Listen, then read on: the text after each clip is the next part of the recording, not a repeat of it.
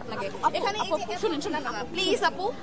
এখানে সৃষ্টি না আমার ঠান্ডা মাথার কথা ঠিক আছে যে এটা হচ্ছে এখানে কেউ প্রচারণা চালাচ্ছে না আমি আপনাকে রিকোয়েস্ট করতেছি লঙ্ঘন কিনা 100 ফিটের মধ্যে হ্যাঁ অবশ্যই আচরণ বিধি লঙ্ঘন কিন্তু 100 ফিটের আমি অন্তত কাউকে দেখছি না যে ডাইরেক্টলি কেউ বলছে আমাকে ভোট দিতে ভোট চাচ্ছে অনেককে দিচ্ছি যে আমরা তো দেখছি লাইনে দাঁড়িয়ে দাঁড়িয়ে আচ্ছা আমি মাত্র আসলাম ভোট দিতে আমরা কে বলে আচ্ছা আমরা এটা শেষ করি আপু প্লিজ আপনি সুফিয়া কামাল হলেন না জি জি আপু আমি সুফিয়া কামাল হল থেকে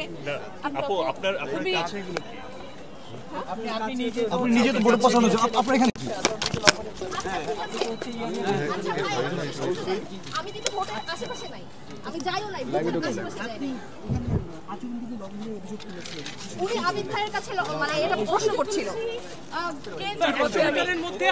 10টার মধ্যে আমি 10টার আমি 10টার মধ্যে 10টা থেকে 10:30টার মধ্যে আমি উদয়নে ভোট প্রদান করব ওখানে আমি আনুষ্ঠানিকভাবে আপনাদেরকে আচরণ বিধি লঙ্ঘনের যে অভিযোগটা আপনারা করছেন প্রার্থী যেটা করছে সেও কিন্তু নিজে এখানে সকাল ধরে এখানে দাঁড়িয়ে আছে আপনারা করছেন না ঠিক করছেন আমি নিজে উনি নিজে ভোট চাচ্ছে সেটা আমি দেখে গিয়েছি আলটিমেটলি আর আমি প্রার্থী হিসেবে সবগুলো কেন্দ্র কি আছে আমি তো এখানে আসবো দেখবো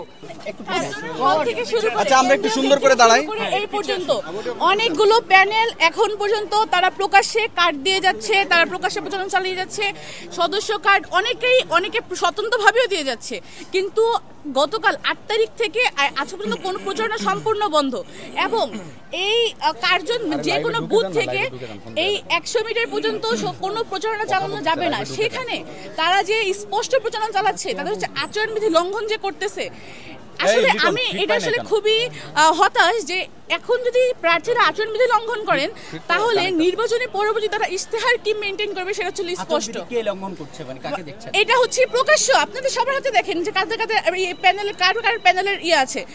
ওই অন্যান্য হলে কারা দিচ্ছে এই হলে কারা দিচ্ছে এই যে আপনার সামনে এখানে রয়েছে একটু নাম বলবেন না আপনার স্পষ্ট ভাই আমার এখানে নাম বলার দরকার নেই এখানে আপনার সামনে স্পষ্ট আমি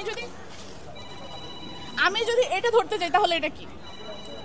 এটা তো আমরা ছাত্র দলের দেখছি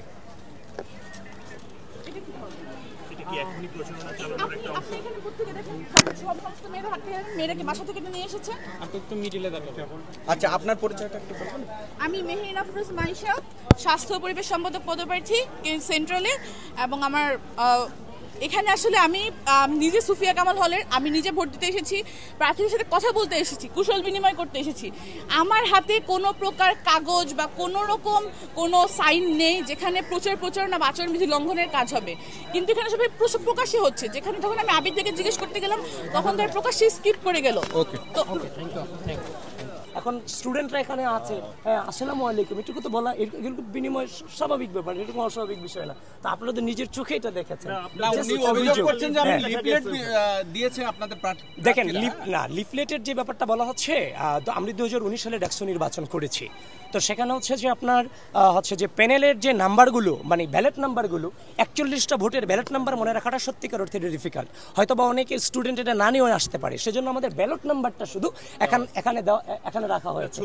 হ্যাঁ ব্যালট নাম্বার এখানে ছিল ব্যালট এখন ছবি সহ গতকালকে থেকে অনেকেই এটা ম্যাক্সিমাম যত আমি প্যানেল দেখেছি অন্য সব প্যানেলই ছবি সহ এটা করেছে আর এটা নিয়ে আমরা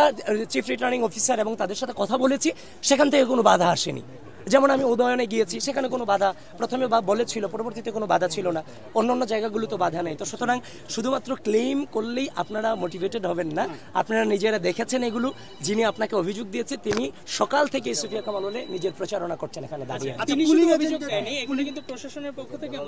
মাইকিংও করা হচ্ছে 100 মিটারের মধ্যে কোনো প্রার্থী প্রচারণা চালাতে পারবে না আমি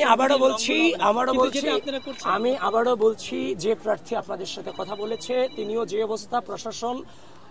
অন্যান্য সকল প্রার্থীদেরকে তাহলে উচিত এখানে না আসতে দেওয়া আমি ভিপি হিসেবে আমার সবগুলা কেন্দ্রে ভোট প্রপারলি চলছে কিনা সেটা দেখার দায়িত্ব আমার না এবং কেন্দ্রগুলোতে তো আমার অ্যাক্সেস পাওয়ার কথা ছিল তাই না আপনারা তো গত নির্বাচন করেছেন কেন্দ্রগুলোতে অ্যাক্সেস এখনো পর্যন্ত আমি আছে যে আপনার রোকেয়া হল টিএসসির যে কেন্দ্র সেখানে আমি অ্যাক্সেস পাইনি তারপর হচ্ছে যে উদয়ন যেখানে আছে সেখানেও আমরা অ্যাক্সেস পাচ্ছি না জানি না তারা বলছে এখানে নিষিদ্ধ এখন ভিপিজিএস তারা তো আমি বারবার এবং আমাদেরকে দেখেন আমাদের কোনো আইডি কার্ডও নেই এটা কোনো কথা হতে পারে তো তো সুতরাং অভিযোগ দিলে তো আমরাও তো প্রচুর পরিমাণ অভিযোগ দিতে পারি। সুতরাং আমরা জাস্ট এখনো পর্যন্ত ভোটটাকে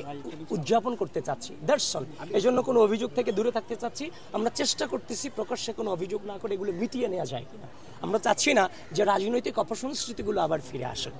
বুথের সংখ্যায় পুলিং এজেন্ট অনেক কম, এই বিষয়ে কিছু বলার আছে কিনা? পুলিং এজেন্ট নিয়ে বিশ্ববিদ্যালয় প্রশাসন হচ্ছে যে আপনার কিংবা নির্বাচন কমিশন হচ্ছে যে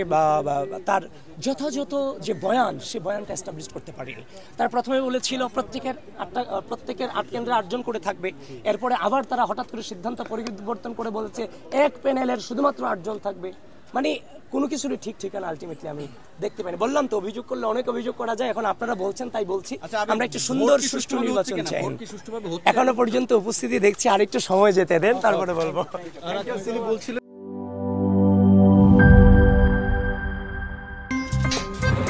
আমার একটা স্মার্ট সিদ্ধান্তে 25% গ্যাসের খরচ কমেছে। ভাবছেন কিভাবে? সাধারণ গ্যাস স্টোভ বদলে আমি এনেছি